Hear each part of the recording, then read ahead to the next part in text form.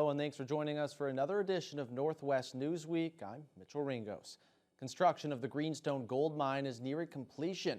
Officials say the more than $1.2 billion project is on schedule and on budget. Despite some pretty frigid weather in Geraldton recently, there is some mining work already underway and some processing activities being tested. Lee Noonan reports. From outside, the Greenstone Gold Mine looks complete. Officials say progress on construction is at 96%, and most of the remaining work is in electrical and instrumentation, with some cladding still being finished. As construction is wrapping up, it means a shift in the workforce. Last summer example was 900 on construction and 200 in operation. And currently we treat 400 in construction and we are the same, 350 in operation. Next month will more operation compared construction. La Montagne says they're pretty much fully staffed on the processing side of things and will be ramping up hiring on the mining side, looking for about 150 new drivers and machine operators over the next 18 months. Currently we are 2 shovels and 10 trucks. By the end of the month of December will be 14 trucks. Beginning January will a big loader to start and commissioning, and after that 4 other trucks, and we continue to assemble and start new equipment.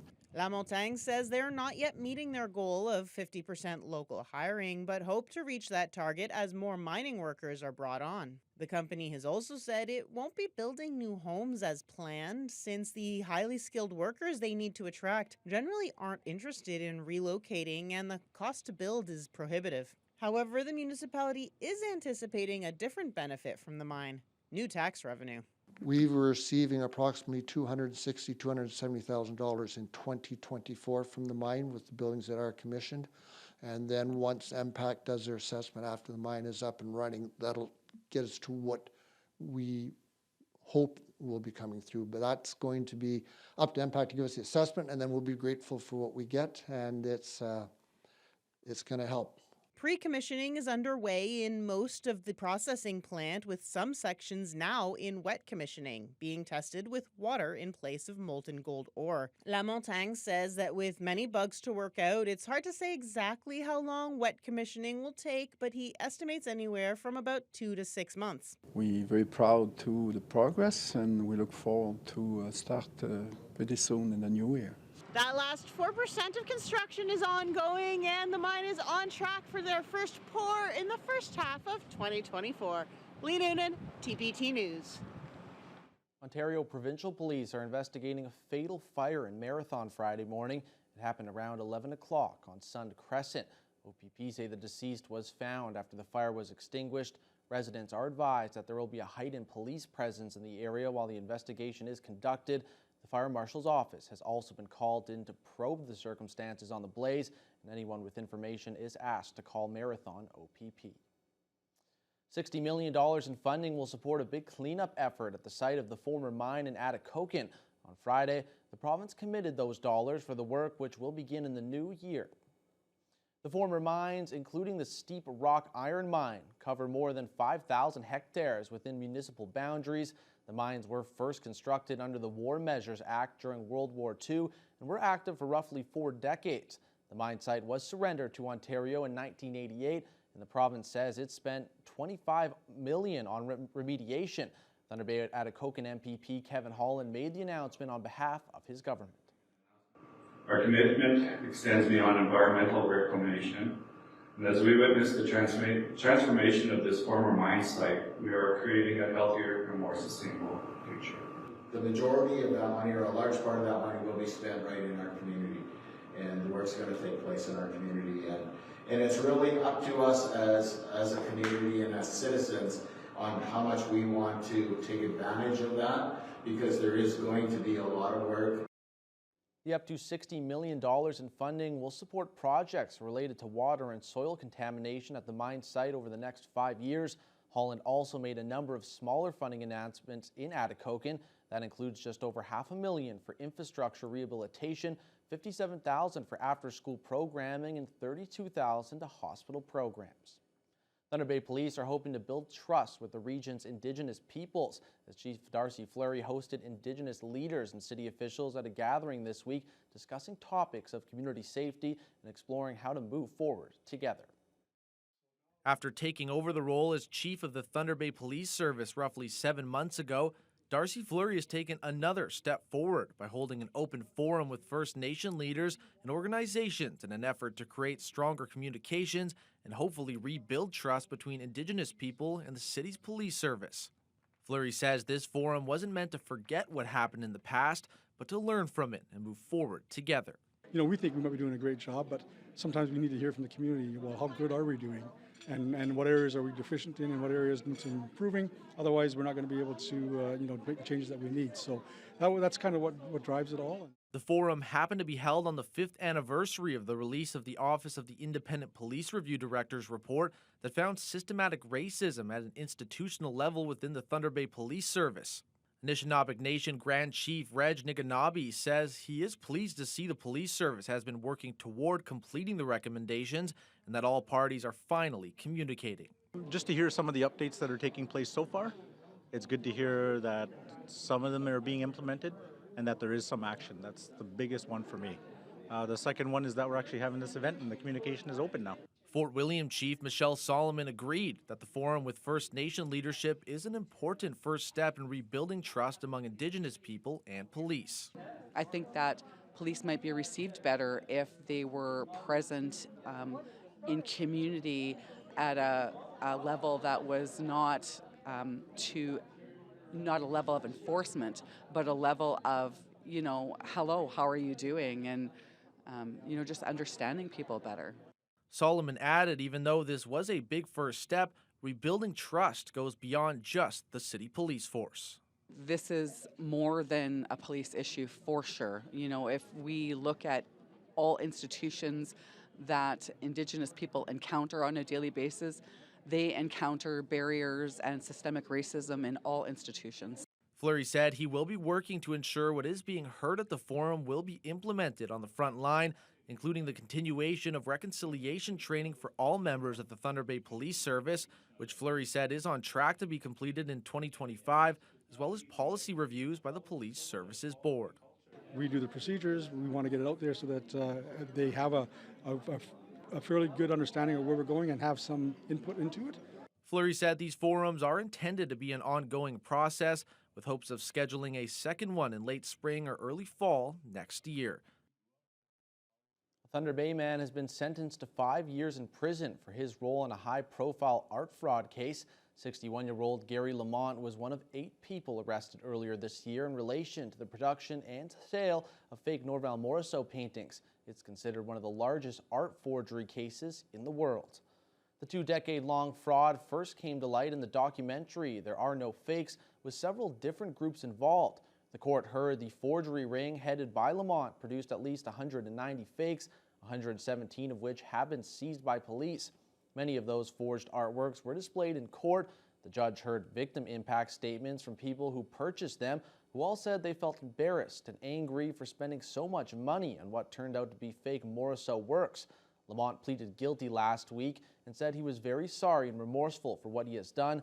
The judge agreed with the joint submission of 5 years in custody. With credit for time served, Lamont will serve 4 more years in jail. Funding restraints are forcing Wekadong Lodge to make some difficult layoffs, with future supports for many clients unknown. The nonprofit on Balmoral Street helps people from remote communities access health care in Thunder Bay. Wekadong officials admit the downsizing will limit how many people the lodge can now support. Vasilios Bellos reports. It's a heartbreaking decision for a local nonprofit.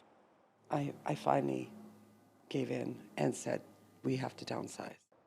Wekadong Lodge, which provides accommodations to people from Northern First Nations while they access healthcare in the city, has been forced to downsize due to what it calls funding restraints. The organization has already cut a total of 8 administrative roles, with 22 of its 51 full-time frontline staff expected to be laid off as well. Executive Director Donna Crookmo says they were left with no choice without a written funding commitment from the federal government. It's supposed to help us, but again, every meeting we've had delivers the same results. in terms of no capital dollars. We have to get a handle on how many clients you're actually serving before we can tell you how much we're going to be giving you so that you can budget. So it just became a circular talk, and we really got nowhere. The lodge was previously able to support 350 people each day, but will limit that number to 155, which will prevent the nonprofit from operating in a deficit. While Wekwudong was previously able to alleviate capacity issues by connecting clients to available hotel rooms, those individuals will now need to call Indigenous Services directly for support. And there's a consensus amongst employees about how these layoffs will affect the nonprofit.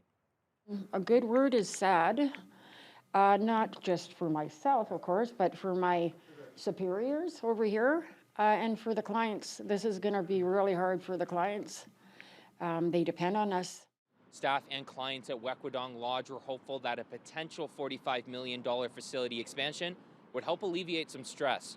But with the lack of money currently coming into the lodge, the hopes that that project will ever be funded have been diminished. Vasilios Bellos, TBT News. The Wekwudong layoffs are a cause for concern among First Nation leaders across the region. We'll be back after the break with a reaction from Ottawa.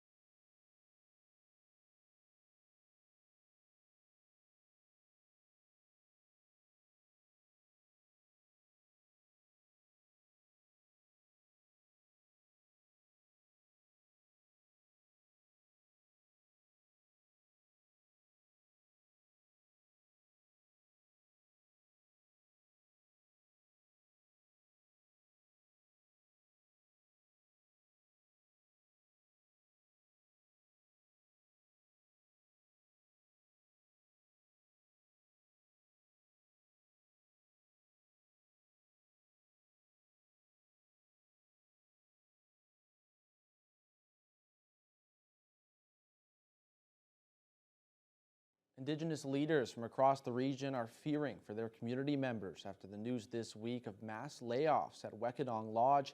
It leaves people in remote First Nations unsure of the supports they'll receive when accessing health care in Thunder Bay. Vasilios Bellos reports. People are going to die. I'm not kidding. They're going to die.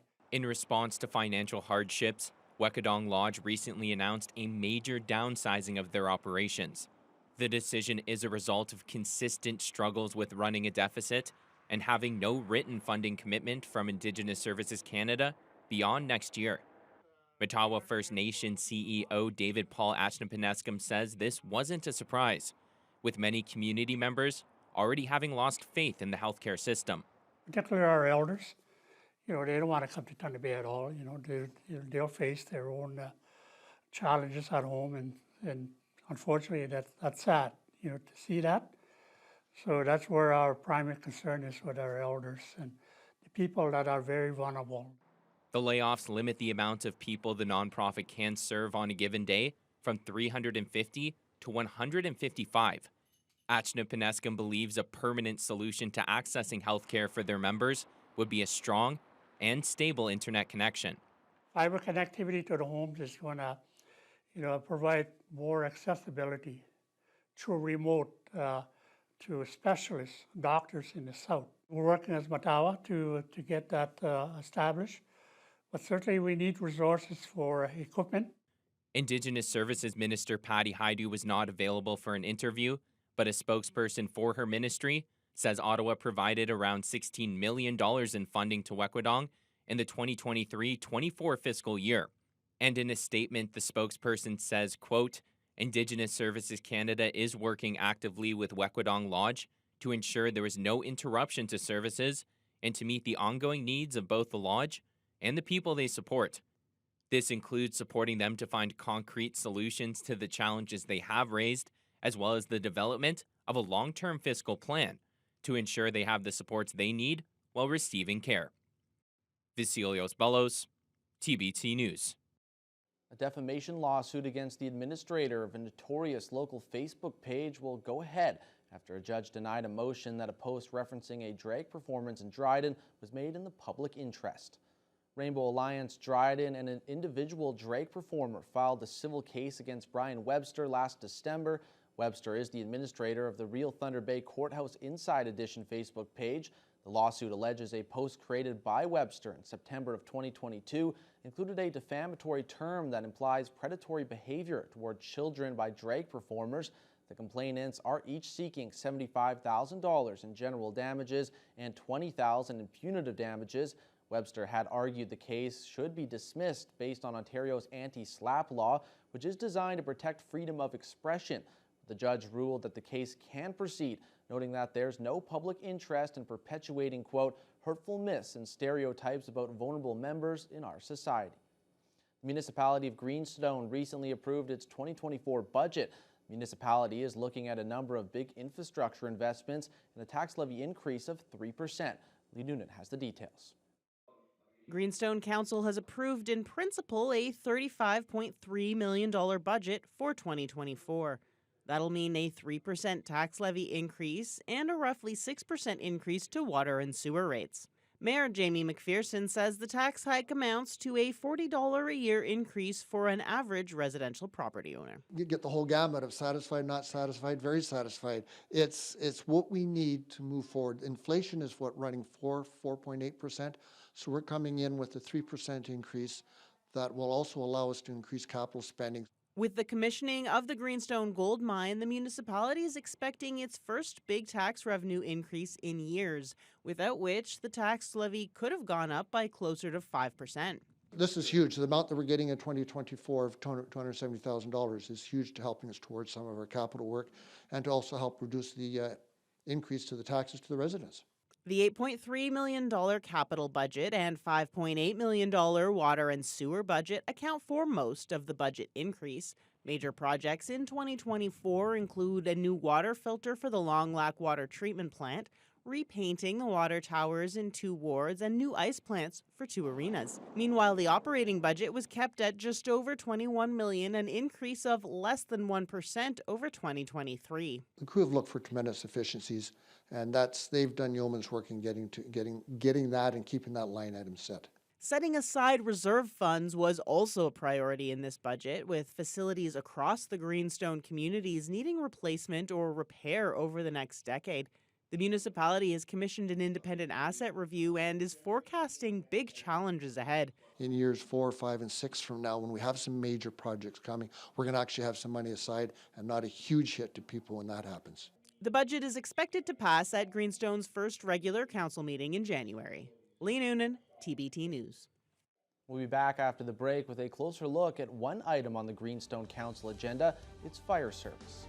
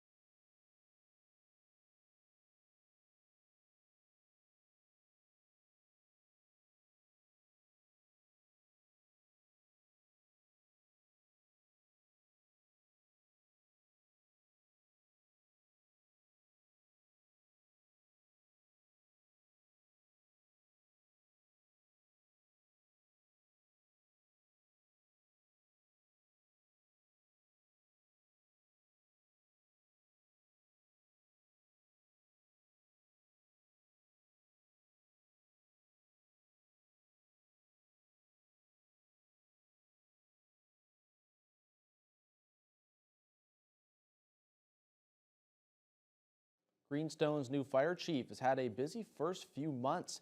Lee Noonan caught up with him at the Geraldton Fire Hall and brings us this report. A fire prevention campaign, a service review, and a big fleet investment are just a few of the many tasks Greenstone's new fire chief, Adam Lopatka, has taken on in his first 4 months on the job. Lopatka is a 10-year veteran of the Sudbury Fire Service and relocated with his family to Nakina. Wife's working, kids are in school, everyone's enjoying it. In terms of on the job, really awesome supportive team here. To be honest, when people are here, especially in a volunteer service, when they're here for the right reasons, it's easy to work with, right? Everyone's willing to help. Lots of support from the administrative team, mayor, council. It's just been awesome. Lopatka's taken over the fire prevention campaign started by his predecessors with a focus on children and the elderly. Basically, we've been really making pushes into vulnerable populations, so people who are disproportionately at risk or can't react appropriately to emergency situations. He's happy with their results. So far this year, they've seen a 19% decrease in the number of fires and a 15.6% reduction in fire-related property loss compared to last year. Lopatka has also just overseen a service review. One of the big takeaways from that was the need to invest in new vehicles. The municipality is about 2,000 square kilometers.